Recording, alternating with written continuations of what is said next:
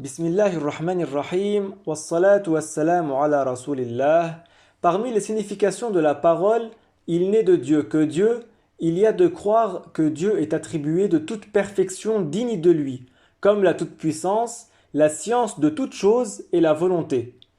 Il y a aussi de croire que Dieu est exempt de toute imperfection le concernant, c'est-à-dire de tout ce qui n'est pas digne de lui être attribué, comme l'ignorance, la couleur, la limite, la localisation dans une direction et l'endroit, car tout cela fait partie des attributs des créatures. Et oui, ce sont des caractéristiques des créatures. Dieu dit dans le Coran, « Rien n'est tel que lui, et il est celui qui entend et qui voit. » Verset 11 de la Sourate 42. Ce verset signifie que rien dans l'absolu ne ressemble à Dieu. Dieu est le créateur et tout ce qui est autre que Dieu est une créature. Le créateur ne ressemble pas aux créatures. Les créatures sont entrées en existence après qu'elles n'existaient pas.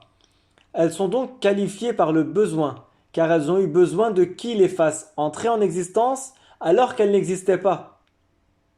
Le besoin fait suite à une incapacité, et l'incapacité contredit la divinité. Dieu n'est pas qualifié par le besoin ni par l'incapacité. Dieu n'est pas une créature, mais le créateur. Dieu n'est pas qualifié par le besoin, puisqu'il n'est pas entré en existence, mais existe sans début, c'est-à-dire existe éternellement. Les créatures sont de deux catégories. Les corps, tels que les humains, les animaux, le soleil, la lune, la montagne. Et les caractéristiques des corps, telles que la taille, l'endroit, le poids, la couleur.